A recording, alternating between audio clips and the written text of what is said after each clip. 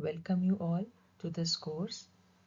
Myself, Dr. Nidhi Nagar, and I'll be covering the third unit of AI for All vocational course for science stream.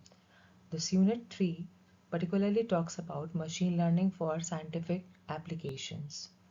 I'm sure that in the previous two units you have understood the basics of artificial intelligence, and now we are going to delve upon that how a specific component of artificial intelligence, particularly the machine learning and its application, is transforming the present day scenario. So, in this lecture 1 of the third unit, we would be covering the basics of machine learning, and the objectives of this lecture would be to know what machine learning is all about, what are the various examples of it, why it is important for us as learners to know about machine learning, also to know how learning differs from the traditional programming, and to know the various applications of machine learning. सो इन तीनों objectives को हम इस lecture में cover करेंगे और जानेंगे कि machine learning किस तरह से हम आज की डेट में इस्तेमाल कर सकते हैं. We all know that AI and machine learning are transforming industries by enabling automation, decision making,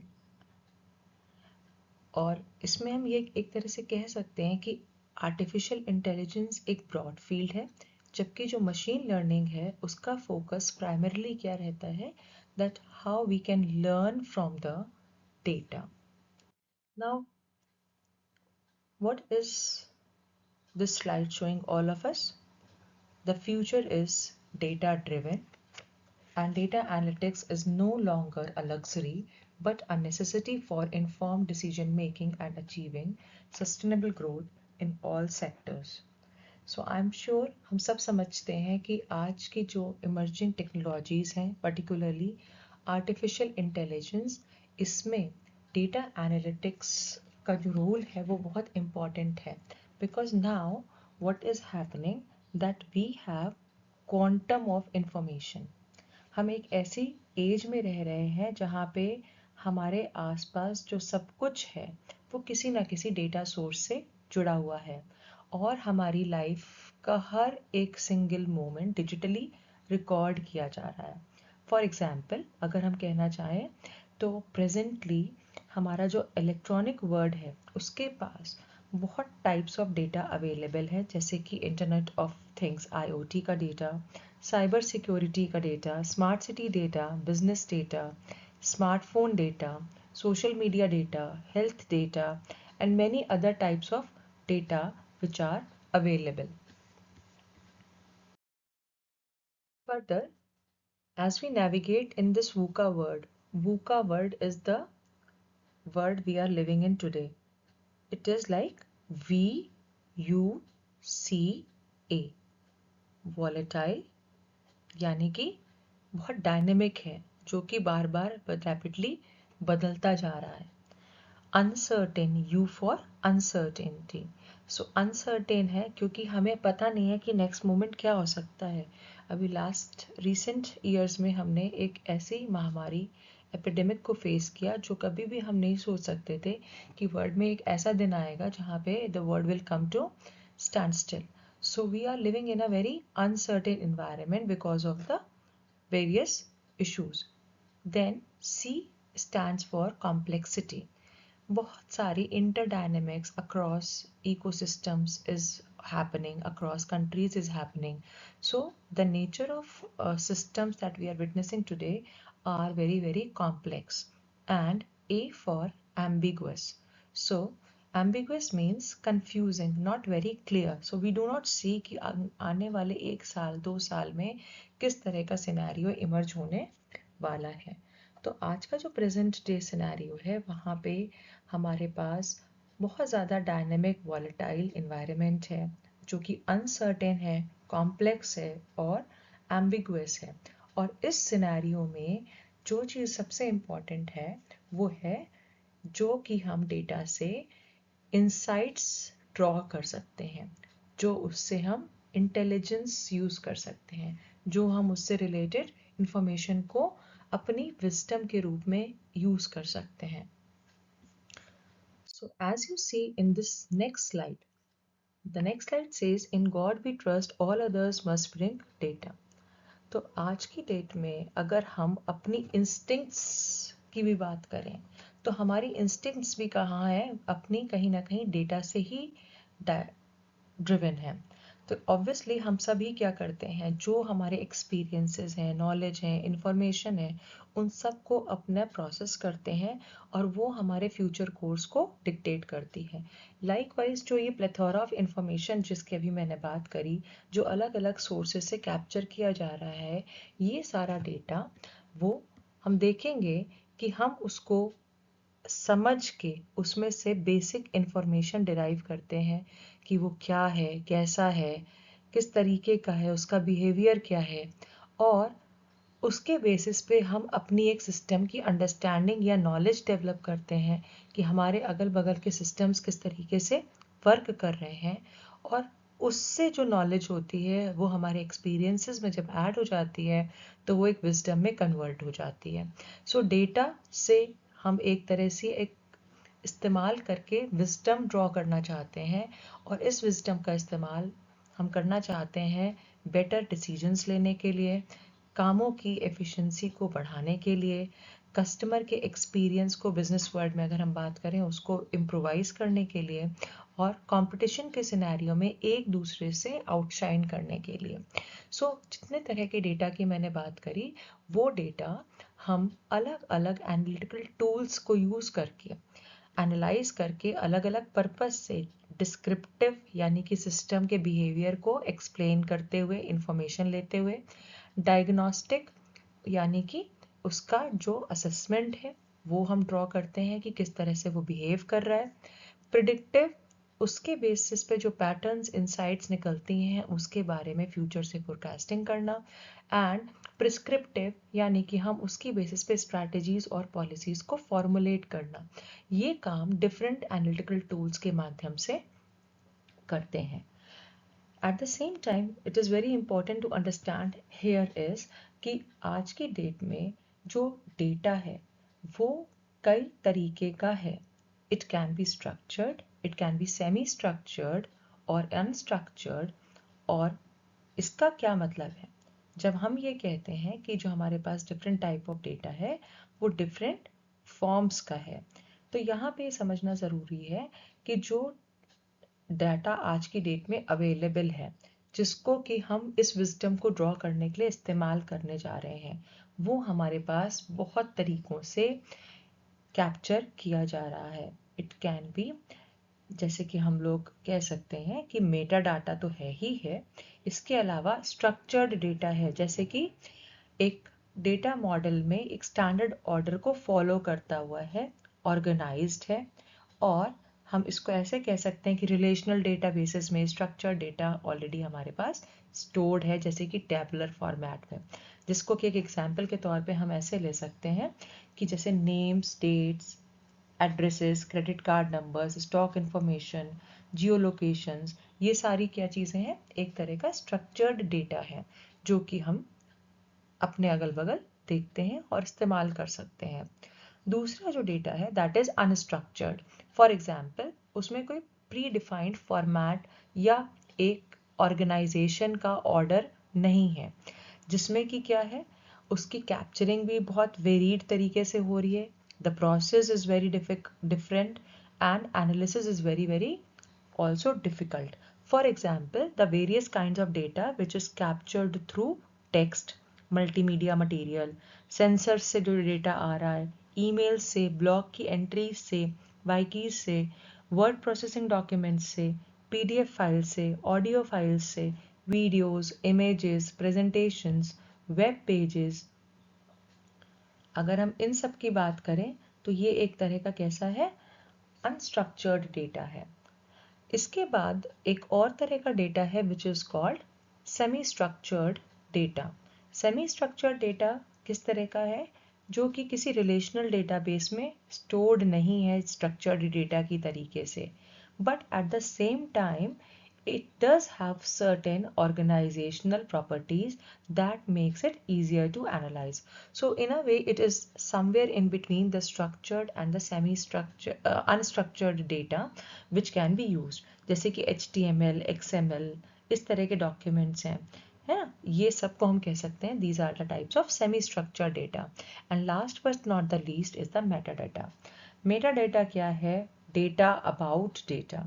Primary difference between data and metadata is that data are simply the material that can classify, measure, or even document something related to an organization's data properties. But metadata describes the relevant data information, giving it more significance for data users. जिसमें कि simple सा example हम data my data का ले सकते, Meta data का ले सकते हैं. It might be the author, file size, date generated by the document, keywords to define the document.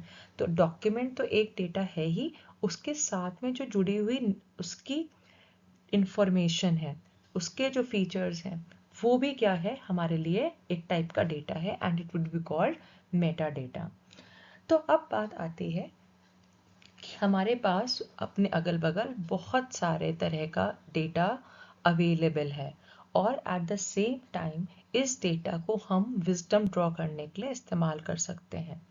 तो इस जो एरिया है, जिस पर्टिकुलरली फील्ड की हम बात करने जा रहे हैं, which is called machine learning, तो इसमें हम क्या पर्पस क्या है कि हम डिफरेंट टाइप के डेटा सेट्स को, डिफरेंट टाइप के डेटा सेट्स से किस तरह की वेरियस एप्लीकेशंस को इस्तेमाल कर सकते हैं. सो इस तरह की जो डेटा है उसको हम किसी एक पर्टिकुलर प्रॉब्लम डोमेन में ले जाकर how we can extract the insights और the useful information from the data and we can build some real world intelligent applications. Different types of machine learning techniques can be used according to the learning capabilities. Fine. So the purpose of machine learning is to extract insights or useful knowledge from the bulk of data and to derive certain real life intelligent applications. Is this what makes sense to us as of now? So if it all makes sense to us now, we will move further and understand what machine learning is. So as we can see in this slide, जो term है machine learning, this term was coined by Arthur Samuel, who was an early American leader in the field of computer gaming and artificial intelligence. और उन्होंने ये term coin किया machine learning way back in 1959 while he was working at IBM. Now, उन्होंने कैसे define किया इस term को, machine learning को? पहले तो कॉइन किया इस टर्म को और फिर इसको डिफाइन किया as the field of study that gives computers the ability to learn without being explicitly programmed. एक ऐसी फील्ड ऑफ स्टडी जो कि कंप्यूटर्स को लर्निंग की एबिलिटी देता है विदाउट बीइंग एक्सप्लिसिटली प्रोग्राम्ड. अब इम्पॉर्टेंट चीज़ यहाँ पे समझना क्या है कि लर्निंग की प्रोसेस क्या है. लर्निंग की प्रोसेस सिंपली हमारी जो अपनी पर्सनल ह्यूमन लर्निंग भी होती है, तो वहाँ पे हम क्या करते हैं कि हम अपने अनुभवों से अपनी विजडम ड्रॉ करते हैं. जो हमारे ऑब्जर्वेशंस होते हैं, जो हमने सुना है, जो हमने एक्सपीरियंस किया है, हम अपनी लर्निंग को ड्रॉ करते हैं. तो इसी तरीके से जो कंप्यूटर है, कंप्यूटर की लर्निंग अभी तक पास्ट में कैसे होती थी कि कंप्यूटर को ये कहा जाता था कि उसका अपना, जब हम एक ह्यूमन और कंप्यूटर के डिफरेंसेस को पढ़ते थे तो हमेशा कहते थे a computer does not have a mind of its own, it needs to be told what to do. तो हमारी जो ट्रेडिशनल प्रोग्रामिंग का कॉन्सेप्ट था, वहाँ पे हमारी प्रोग्रामिंग में हम ये कहते थे कि हम क्या करेंगे कि कंप्यूटर को एक प्रोग्राम लिख के देंगे. प्रोग्राम का क्या मतलब हो गया, एक सेट ऑफ रूल्स या इंस्ट्रक्शंस लिख के देंगे कि किसी भी प्रॉब्लम को किस तरीके से हैंडल करना है। तो बेसिकली कंप्यूटर क्या करता था, वो सिंपली उस प्रोग्राम को एग्जीक्यूट करके हमारी प्रॉब्लम के सॉल्यूशंस देता था। ठीक है। अब आज की डेट में अगर हम मशीन लर्निंग की बात कर रहे हैं, तो machine learning is programming computers in such a way that the performance criteria of the computer is also optimized and it can make use of its past experience। ठीक है। तो यहाँ पे हम क्या कहना चाह रहे हैं कि कंप्यूटर के अंदर भी हमने क्या किया है, लर्निंग की एबिलिटी को डेवलप कर दिया है कि वो अपने जो पास्ट के एक्सपीरियंसेस हैं उसको भी इस्तेमाल करके अपनी जो परफॉर्मेंस की एफिशिएंसी है उसको इन्हांस कर सकता है। सो मशीन लर्निंग एक तरह का हम कह सकते हैं कि machine learning is now the study of computer algorithms that allow programs to automatically improve through experience without being explicitly programmed। तो सिंपली हम ये कह सकते हैं कि मशीन लर्निंग के जो एल्गोरिदम्स हैं वो एक तरह से क्या करते हैं, वो इस तरीके से डिज़ाइन किया करते हैं कि जिससे कि वो अपने को ही एक्सपीरियंस के साथ इम्प्रोवाइज करते चले। ठीक है। तो एक सिंपल सा हम ये कह सकते हैं कि एक कंप्यूटर का प्रोग्राम क्या कर रहा है, वो अपने एक्सपीरियंस ई को इस्तेमाल करके अपने किसी टास्क की परफॉर्मेंस, जिसको कि पी के माध्यम से वो मेजर करता है, उसको वो इम्प्रोवाइज कर रहा है। तो एक तरह से सिंपल सा हम कह सकते हैं एग्जाम्पल कि अगर हम अपने एक प्रोग्राम से ये चाहते हैं कि वो ट्रैफिक के पैटर्न्स को आइडेंटिफाई करे, यानी कि जो ऐसे चौराहे हैं जहाँ पे कि ट्रैफिक बहुत हैवी रहता है, तो वो उनको आइडेंटिफाई करे और उसको हम एक मशीन लर्निंग एल्गोरिदम के साथ डेटा को यूज़ करते हुए अगर एड अप करें, तो वो क्या करेगा, वो जो पास्ट का डेटा होगा that will serve as the experience and system would be said to learn itself, अगर वो ये प्रिडिक्ट कर पाए कि फ्यूचर में ट्रैफिक कब बिजी होगा या कब नहीं होगा। एक सीधी तरह से हम और भी एग्जाम्पल ले सकते हैं कि हमने एक टास्क डिफाइन किया है। टास्क क्या है, ये आइडेंटिफाई करना कि जो ट्रैफिक का पैटर्न है वो बिजी इंट्रैक्शंस पे कैसा रहता है। जो हमारा परफॉर्मेंस का मेजर है वो क्या है कि वो प्रोग्राम कितना एक्यूरेटली प्रिडिक्ट कर पा रहा है पहले से ही कि अब बिजी है सिस्टम, अब स्लो है जैसे हम लोग को दिखता है। और ये कैसे कर रहा है, क्योंकि उसको हमने ट्रेन करा है पास्ट डेटा के फॉर्म में, जिसमें कि वो ये लर्निंग ड्रॉ कर सकता है। एक और एग्जाम्पल यहाँ पे हम अगर चाहें तो ले सकते हैं। फॉर एग्जाम्पल हमारे पास एक ऐसी बास्केट है जिसमें कि अलग अलग तरह के फ्रूट्स भरे हुए हैं। ठीक है। और हमारा पर्पस क्या है कि हम ये चाहते हैं कि उसमें जो फ्रूट्स हैं उसको हम करेक्टली आइडेंटिफाई कर पाएं। सो ऑब्वियसली क्या होगा कि हम अपने सिस्टम को ऐसे ट्रेन करना चाहते हैं कि अगर वो एक एप्पल पिक करे, ठीक है, तो सिस्टम को उसके फीचर्स को एनालाइज करके समहाउ ये लोकेट करना आना चाहिए कि this is apple, this is not banana और गुआवा। बिल्कुल जैसे छोटे बच्चों को हम इनिशियली ट्रेन करते हैं कि हम उसको डिस्टिंग्विश करना सिखाते हैं कि how one fruit is different from another, and once that learning is inculcated in the child can herself or himself identify what fruit it is। बिल्कुल सेम चीज हम क्या कर रहे हैं, कंप्यूटर को समहाउ प्रोग्राम करके एल्गोरिदम्स के माध्यम से दे रहे हैं, जिसमें कि हमारा पर्पस क्या है कि सिस्टम खुद जो हम उससे टास्क करवाना चाहते हैं वो ज़्यादा से ज़्यादा एफिशिएंटली कर पाए और उसकी परफॉर्मेंस बेटर हो जाए।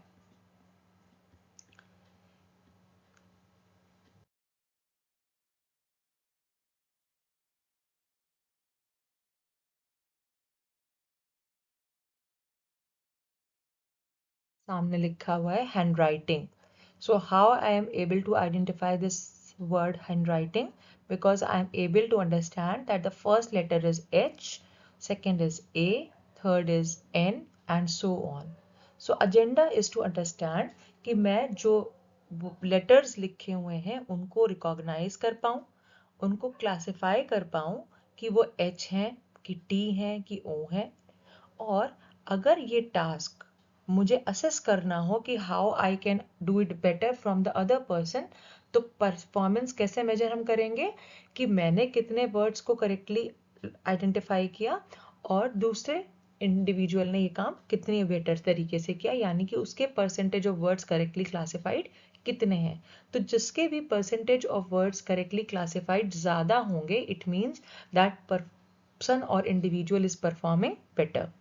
और इसके लिए क्या करना होगा, ट्रेनिंग कहाँ से आएगी, वो उस एक्सपीरियंस से आएगी जबकि हम उनको सिखाएंगे कि इस तरह से दिखने वाले सब शब्द मोर और लेस एच होंगे, इस तरह से दिखने वाले शब्द टी होंगे। लाइकवाइज एक और एग्जाम्पल ले सकते हैं, जैसे कि हमारा टास्क है कि हम ऑटोमेटेड सिस्टम्स में हाईवेज पे विजन सेंसर्स को इस्तेमाल करके ड्राइव करना चाहते हैं। तो ऑब्वियसली इस टास्क की परफॉर्मेंस किस बेसिस पे मेजर होगी कि कितना डिस्टेंस हम सेंसर्स की हेल्प से ऑन एन एवरेज ट्रैवल कर सकते हैं without bumping into somebody. So obviously जितना ज़्यादा डिस्टेंस हम बिना किसी एरर के ट्रैवल कर पाएंगे सेंसर्स की मदद से, इसका मतलब वो सिस्टम उतना ज़्यादा एफिशिएंटली वर्क कर रहा है। अब इसके लिए हमें क्या करना होगा, सिस्टम को ट्रेन करना होगा by giving them sequence of images and steering commands, जिससे कि वो रिकॉर्ड कर पाए कि किस सिचुएशन में उसको ब्रेक करना है, किस सिचुएशन में उसको कंटिन्यू करना है, किस सिचुएशन में उसको अपने नेविगेशन में कोई ना कोई चेंज लाना है। तो हम क्या कर सकते हैं, इस तरह से ऑटोमेटेड सिस्टम्स में एक सेल्फ इनिट एबिलिटी ला सकते हैं कि वो ऑन रोड सेंसर्स की मदद से जब ड्राइव कर रहा हो तो जैसे एक ह्यूमन माइंड डिसीजंस ले पाता है कि किस समय क्या करना है, तो लाइकवाइज वो ऑटोमेटेड सिस्टम भी बिल्कुल वैसे ही कर पाए। एक तीसरा एग्जाम्पल ले लेते हैं कि सपोज एक चेस का गेम है जहाँ पे टास्क है चेस खेलना। सो ऑब्वियसली चेस खेलने में परफॉर्मेंस क्या होगी, कितने ज़्यादा गेम्स आप अपने ओपोनेंट से जीते हुए हैं। और इसमें आपकी ट्रेनिंग कहाँ से आएगी, जितने ज़्यादा गेम्स आप प्रैक्टिस करेंगे। सो इन तीनों ही एग्जाम्पल्स के माध्यम से मैंने आपको ये क्लियर करने की कोशिश करी है कि हर सिचुएशन एक डिसीजन मेकिंग प्रॉब्लम में टास्क क्या होगा, उसकी परफॉर्मेंस का असेसमेंट हम किस फॉर्म में करेंगे। ध्यान रखने की बात यह है कि परफॉर्मेंस जो हमारी पी है वो हमेशा मेजरेबल होगी, उसको हम किसी तरीके से मेजर कर रहे होंगे। तो यहाँ पे जब हम फर्स्ट टास्क की बात कर रहे हैं तो performance is measured in terms of correct percentage of words classified by the system. In the second example, the performance is in terms of the maximum distance traveled before an error. Likewise, in the third example, the performance measure is in terms of number of percentage of games won against opponents. So this performance measure is always some metric, कोई quantity measurable जिसको कि हम gauge कर सकें। और training experience अगर आप देखें तो हर केस में, जैसे कि पहला वाला है हैंड रिटन वर्ड्स और क्लासिफिकेशंस की बात की जा रही है, दूसरा वाले में इमेजेस और स्टीयरिंग कमांड्स की बात की जा रही है, और तीसरी केस में प्लेइंग प्रैक्टिस की बात की जा रही है। ये तीनों ही क्या हैं, डिफरेंट काइंड्स ऑफ इनपुट्स हैं या डेटा हैं जो कि हम सिस्टम को प्रोवाइड कर रहे हैं।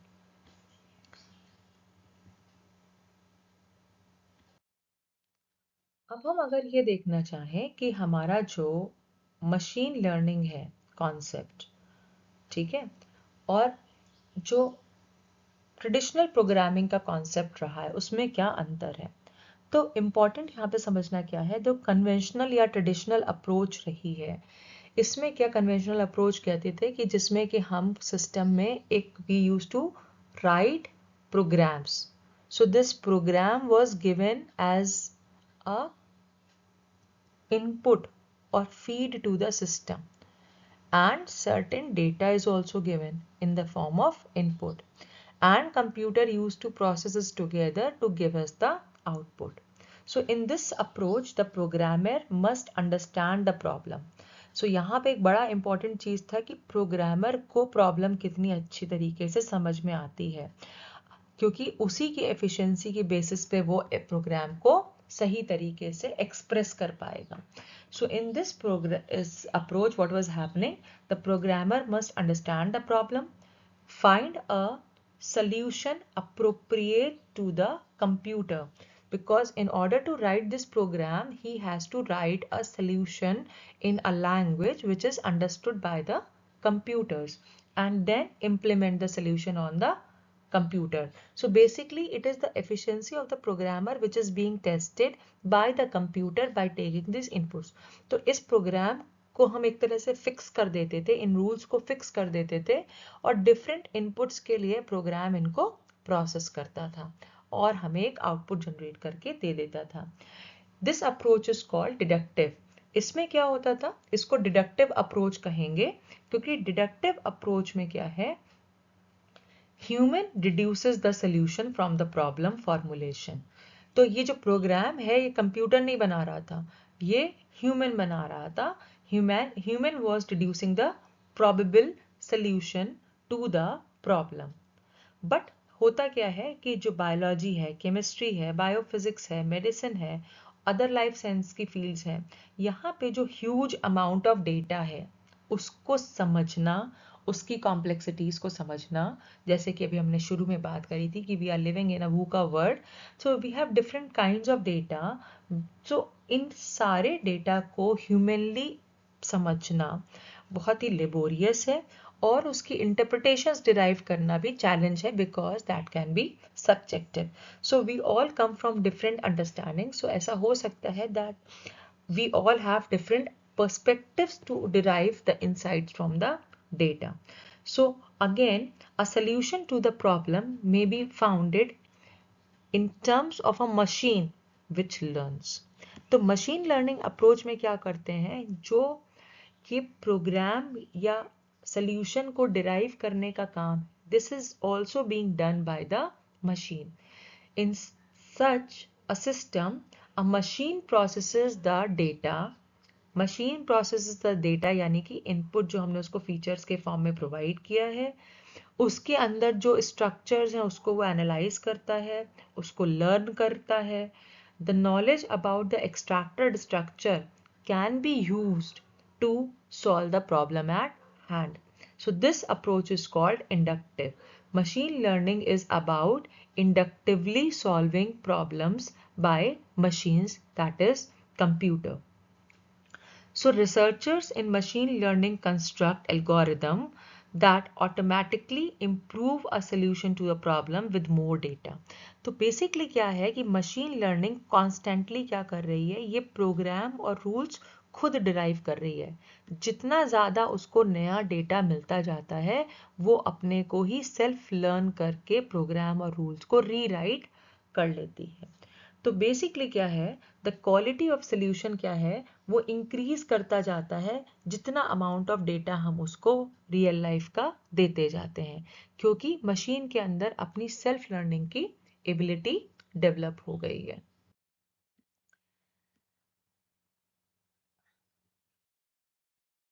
So in this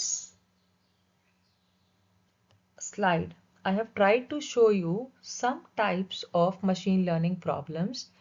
जैसे कि आप फिगर में देख पा रहे हैं कि हिस्टोरिकल डेटा को मशीन लर्निंग एल्गोरिदम्स के माध्यम से इस्तेमाल करके पहले फेज में एक प्रिडिक्टिव मॉडल जनरेट किया जाता है, और फिर इस प्रोडक्टिव मॉडल को इस्तेमाल करके नए डेटा को उसके साथ जोड़ा जाता है, और ये देखा जाता है कि हमारा जो ये मॉडल है कितना सही प्रिडिक्शन कर रहा है.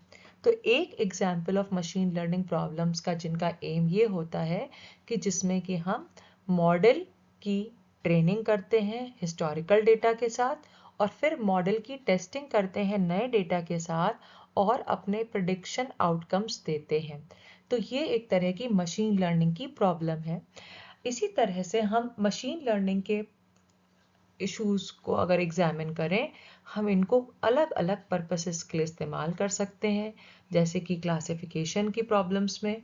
फॉर एग्जांपल कि हम क्लासिफिकेशन की प्रॉब्लम्स में देख सकते हैं कि किसी भी आपका, जैसे अभी मैंने फ्रूट्स की बात करी थी, एक बास्केट में से फ्रूट को आइडेंटिफाई करना। लाइकवाइज हम यहाँ पे क्या कर सकते हैं, किसी भी ट्वीट से या टेक्स्ट से या प्रोडक्ट का जो रिव्यू आया है उसकी बेसिस पे उसको क्लासिफाई कर सकते हैं कि उसका सेंटिमेंट क्या है, ठीक है, या उसका लेबल क्या है। तो इस तरह की प्रॉब्लम को हम क्लासिफाइंग की प्रॉब्लम्स में लेके जाते हैं। Then based on the machine learning algorithms we can predict values. We can use the machine learning for structuring of data, means grouping similar kind of objects together. ठीक है, तो उसमें हम क्या कर सकते हैं कि डेटा को एनालाइज करके उनमें से जो ट्रेंड्स हैं और स्ट्रक्चर्स हैं उनको आइडेंटिफाई करके सिमिलर टाइप के ऑब्जेक्ट्स को एक जगह पे क्लस्टर कर दें।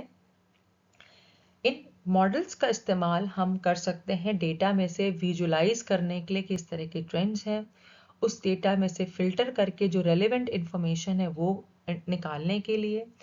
इस तरीके से हम जितने डिफरेंट इसमें आपको मॉडल की प्रॉब्लम्स के नाम लिखे हुए हैं, इन सब में, इन एरियाज में हम मशीन लर्निंग की प्रॉब्लम्स को इस्तेमाल करके यूज कर सकते हैं। क्योंकि हमारा ये जो फर्स्ट लेक्चर है ये अभी बेसिक की बात कर रहा है, तो जितनी भी प्रॉब्लम्स या इश्यूज हमने अभी बात करी उनको हम एक एक करके आने वाले सब्सिक्वेंट लेक्चर्स में लेके चलेंगे। As of now we can conclude this session by simply summarising the different applications of machine learning.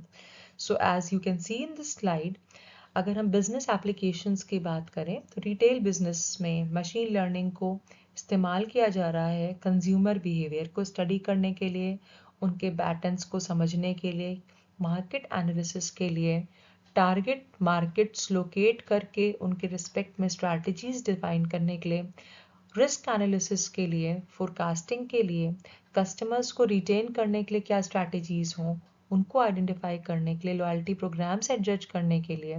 So in business we can use the machine learning in these various contexts. Then if we are talking in terms of financial applications, banks can analyze their past data to build models that can be used in credit applications, fraud detection and stock markets. Manufacturing में we can use learning models for optimization, control and troubleshooting. Medicine की अगर हम बात करें, learning programs are used for medical diagnosis, used to find solutions to many problems in vision, speech recognition, robotic surgeries, etc. In telecommunications, call patterns are analyzed for network optimization and maximizing the quality of service. In science, large amount of data in physics, astronomy and biology can only be analyzed fast enough by computers by making use of machine learning. In artificial intelligence, it is used to teach a system to learn and adapt to changes so that the system designer need not foresee and provide solutions to all possible situations. At the same time, machine learning methods are applied to teach system to learn and adapt to changes. Machine learning methods are also applied in the design of computer-controlled vehicles, as I just discussed about the traffic problem in the previous slides. Then, machine learning methods are also used in gaming as of now. So, these are the various applications of machine learning in a broader context. Now, the particular unit has to talk about the particular applications of machine learning in the context of scientific applications only. So, if we talk about that, we have these many areas wherein machine learning is being utilized. For disease detection, drug discovery, molecular modeling, personalized medicines and treatments with respect to healthcare and medicine. For analyzing the astronomical images, stimulating quantum mechanics and particle physics in the case of physics and astronomy. In biology and genetics, some possible applications include genome sequencing, protein structure prediction, identification of the mutations linked to a disease, climate sciences, weather forecasting के लिए, natural disasters के prediction के लिए, engineering and material science, designing new materials with AI-driven simulations.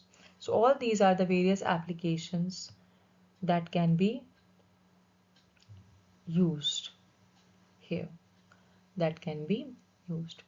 So basically what we see is that in any learning process, whether it is by humans or machine, चार तरह के components होते हैं broadly. सबसे पहले तो data, फिर उसका एक abstract visualization, फिर उसके basis पे generalizations और evaluations.